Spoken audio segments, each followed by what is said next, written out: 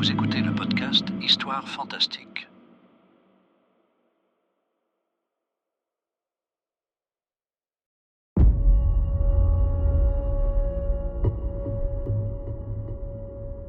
Chères auditrices, chers auditeurs, bienvenue dans une nouvelle production réalisée par Studios Kiko.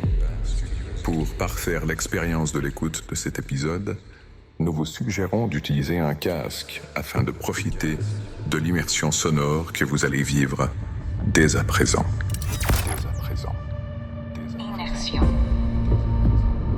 5, 4, 3, 2, 1.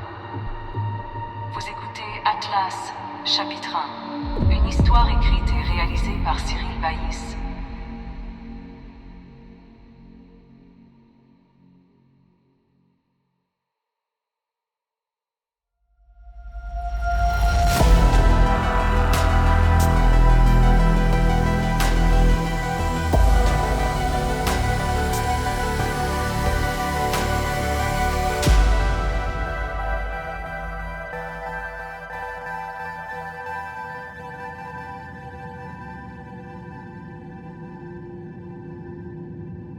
Janvier 2167, le navire minier Atlas fait route vers la Terre après une mission de 6 ans dans l'espace. Son équipage est actuellement en hibernation, leur permettant de dormir durant leur retour vers notre planète. Ces longs trajets en stase permettent au corps humain de ralentir son métabolisme et rendant le voyage moins pénible pour les différents membres de l'équipage. Durant ces longs trajets, l'Atlas est piloté par une intelligence artificielle répondant au nom de Maya.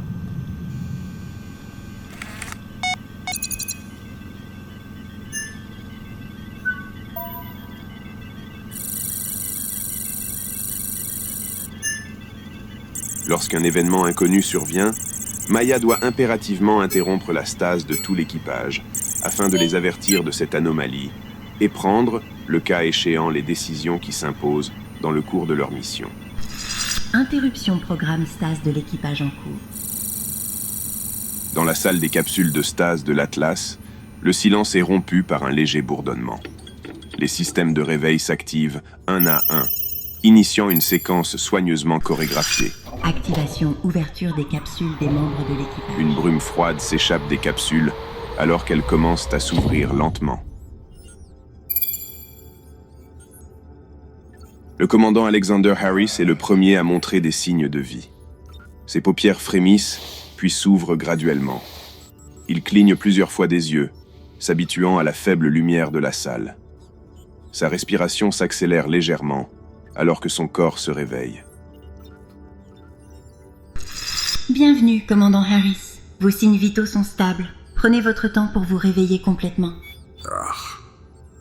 Comme réveil, j'ai eu mieux.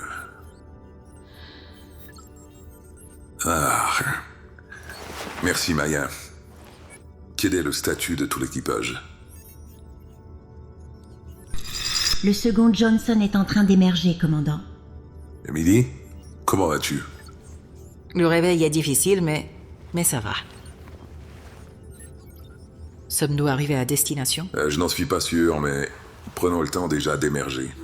Bienvenue, Emily Johnson. Ah oui, Vos signes merci vitaux Maya. sont stables. Prenez votre temps pour vous réveiller. Bordel, je déteste ces stases. Bienvenue, Eric Larson. Ok, Vos signes c'est vitaux bon, sont là, il y a stables. réussi. Prenez votre temps pour vous réveiller complètement. Alors Larson, on a fait un gros dodo? Là. Eh ben, heureusement qu'on est bien payé. Salut Larson. Que non. La pilote Yuki Tanaka, quant à elle, émerge avec une apparente sérénité. Ses yeux s'ouvrent calmement et elle prend une profonde inspiration. Bienvenue, Yuki Tanaka. Vos signes vitaux sont stables. Yuki, le réveil Prenez n'est pas votre trop temps difficile? pour vous Un peu réveiller mal à la tête, mais complètement. ça va. William Turner est le suivant à se réveiller, avec un enthousiasme surprenant pour quelqu'un sortant d'un long sommeil. Waouh les gars, purée, j'ai fait un de ces rêves. Larson, tu sais quoi? J'ai rêvé qu'on avait découvert un filon d'or sur Mars. Mais le truc, c'est que... Eh ben, tu n'étais pas dans mon rêve. C'est marrant. J'ai fait vraiment le même rêve que toi, mon petit père. Oh, moi aussi, je t'adore, mon petit Bienvenue, Larson. William Turner. Bon, Vos vous avez signes fini vitaux les deux. sont stables. Prenez votre temps pour vous réveiller. Et je complètement. t'adore aussi, Maya, tu sais. Je vous remercie, William, mais je ne possède pas la faculté de pouvoir apprécier les humains comme vous le faites. Enfin, Robert Dawson, le scientifique de l'équipage, et Bill Carter, le technicien du vaisseau, ouvrent les yeux et se réveillent lentement. Eh bien, je vous salue, équipage de l'Atlas. Bienvenue, Dawson. Hey, Doc. Ouais, salut Dawson. Et salut Bill, ça va? Ah, ben écoute, j'ai un peu mal à la tête et puis le ventre vide. Et bonjour à toute l'équipe. On est arrivé sur Terre? Content de te voir, Bill. Eh bien, justement, Maya, rapport de situation. Sommes-nous en approche de la Terre, comme prévu? Équipage de l'Atlas, je dois vous informer d'une anomalie. Nous ne sommes pas en approche de la Terre comme prévu. Quoi? Attends, mais comment ça, pas proche de la Terre? Wow. Attends, tu déconnes, Maya? Attendez, on se calme. Tant que l'on ne sait pas ce qui se passe, pas besoin de paniquer, ok? Maya, explique-toi. Quelle est la nature de cette anomalie? Une anomalie? Ah, bordel, mais qu'est-ce que c'est encore que cette histoire? Oh, Larson, c'est bon. Alors, Naya? Commandant Harris, je dois vous parler en privé. Il s'agit d'informations confidentielles. Bon, eh bien, à toute l'équipe, continuez les préparatifs, je reviens dans un instant. Très bien, commandant. Je prends le relais avec l'équipage. Parfait. Putain, on n'est pas encore arrivé chez nous. Ah ouais, c'est sûr qu'on s'y attendait pas des masses. Bon, eh bien, moi j'ai plutôt faim, je dois dire. Bill, tu déconnes, c'est tout l'effet que ça te fait? Ben, avec le ventre plein, je réfléchis mieux, il me semble, non? Bah quoi? Ah non, mais franchement, j'adore les priorités de Bill. Ah non mais pitié, vous êtes vraiment irrécupérables, les gars. Bon, messieurs, il est temps de se bouger maintenant. Je pense qu'Emily a raison. Il est temps de savoir ce qui se passe. Merci, Doc. Je veux voir tout le monde à son poste. Ok, madame. Bon allez, on y va. Une fois seul dans la salle de commande, le commandant s'adresse à Maya. Maya, pourquoi la séquence a été interrompue pour notre tour sur Terre? La séquence de stase a été interrompue en raison d'un message reçu il y a 48 minutes 32 secondes de cela. Cette séquence répétitive est envoyée toutes les 15 minutes depuis que nous avons reçu la première liaison. Ok, de quoi s'agit-il et d'où provient ce message? Cette séquence provient du vaisseau Avalon, modèle X-57B, dont la spécialisation est scientifique. Avalon est parti de la Terre le 14 novembre 2113 et le contact a été perdu le 23 mai 2118.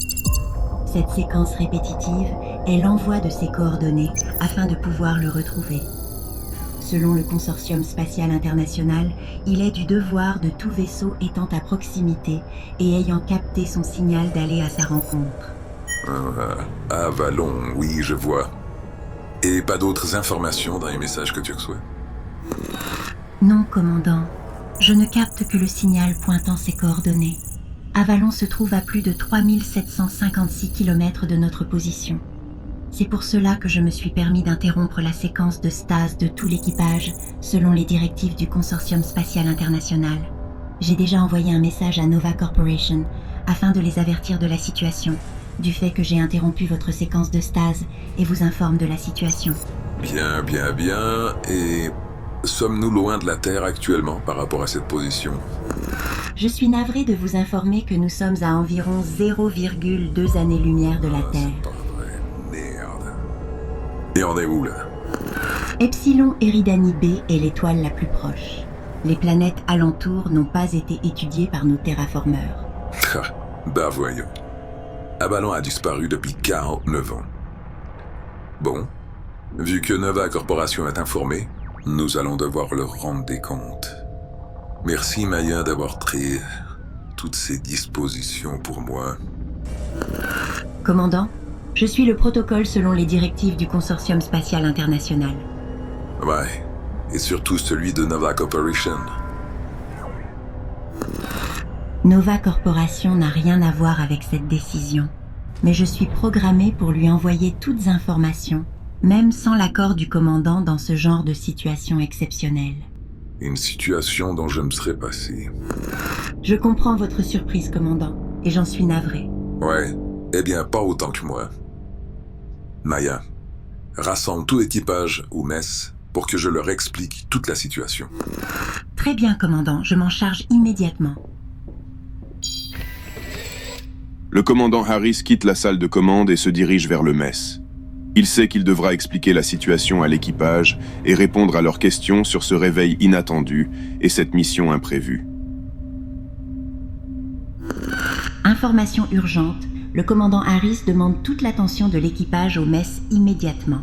Je répète, le commandant Harris demande toute l'attention de l'équipage au mess immédiatement.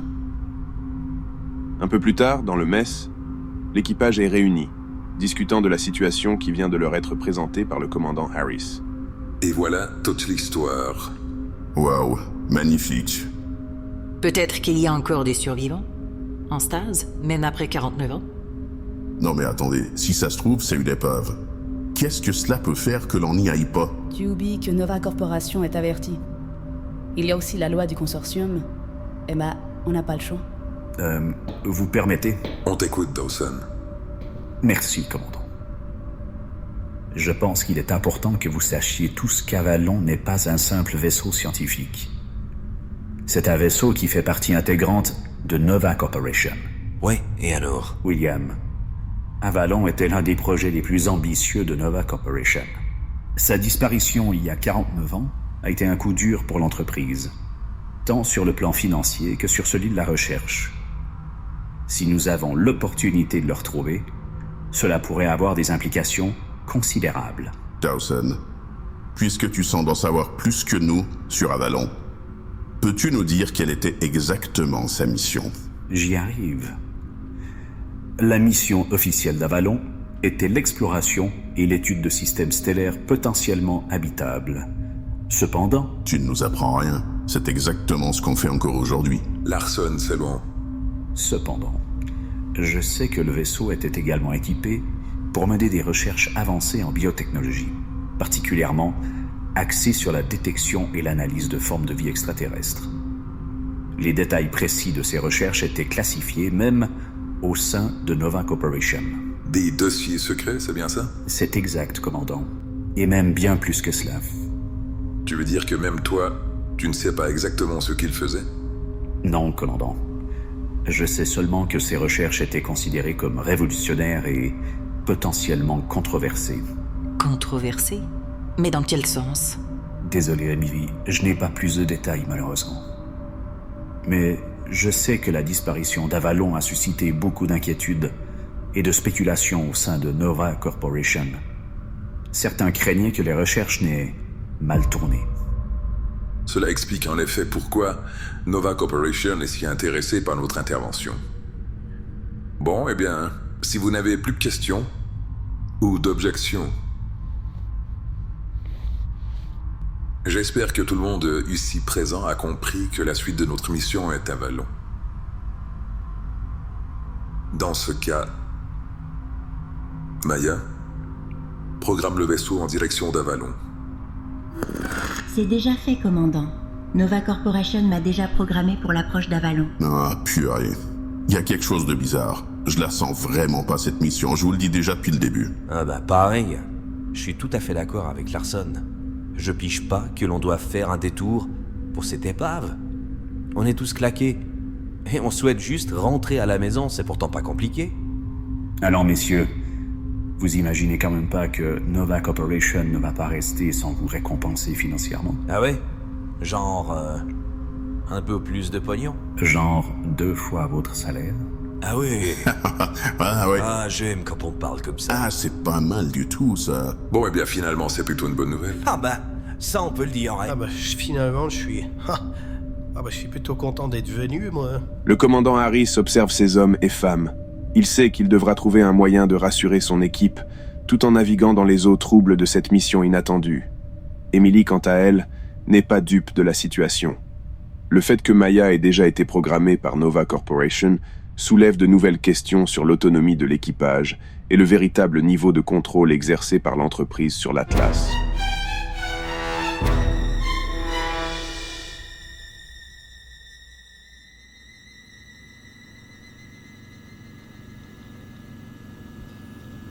L'équipage du vaisseau est à son poste, chacun concentré sur sa tâche.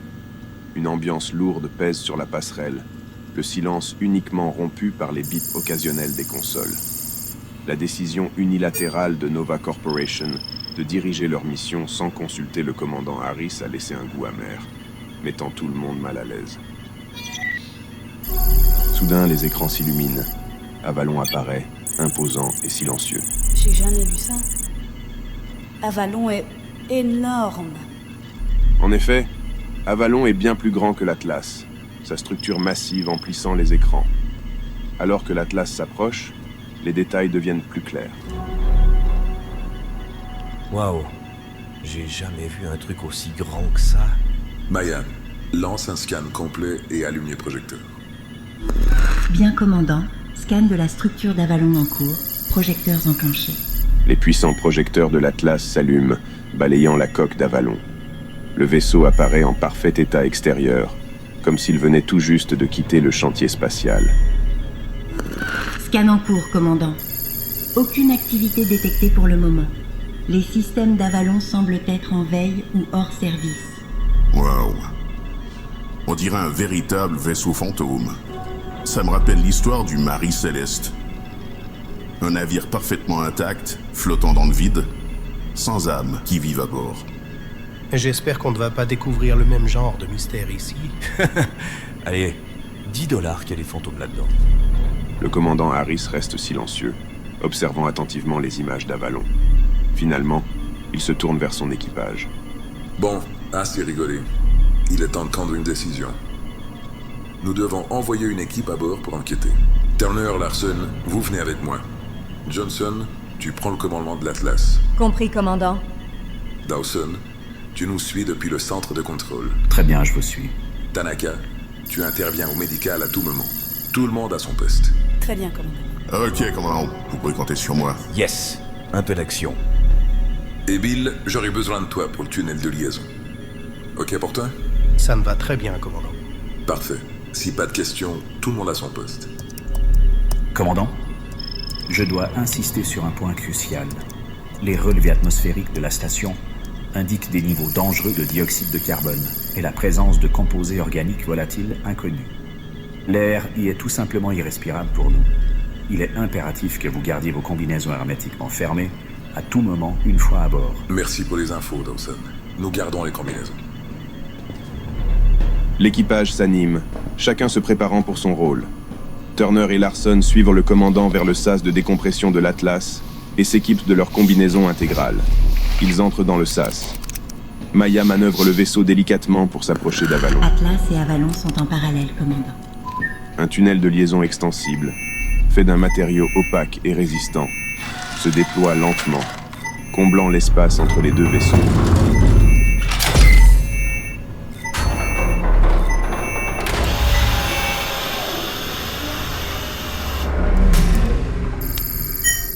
Tunnel de liaison déployé et sécurisé, commandant. Parfait. Merci, Bill. Bien, on y va. Soyez prudents. Tu t'ennuies déjà de nous. Ouais, Larson, c'est moi ou ta combi ainsi. Commandant, rappelez-moi de balancer Turner dans l'espace. Tu sais bien que je t'adore, mon Larson. Bon, allez, on se concentre maintenant, les gars. Vous n'êtes vraiment pas aidé, commandant. Ah, toi aussi, tu l'avais remarqué, Yuki.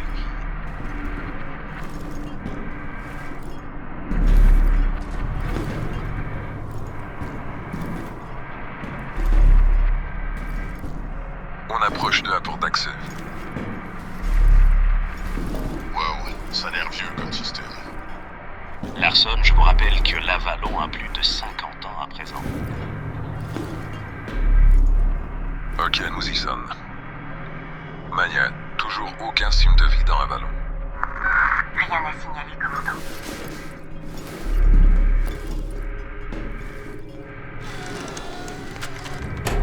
Ouais, c'est mort. Le système ne fonctionne plus. C'est bien ce que je pensais. On va devoir utiliser la pompe manuelle. Ok, je te refile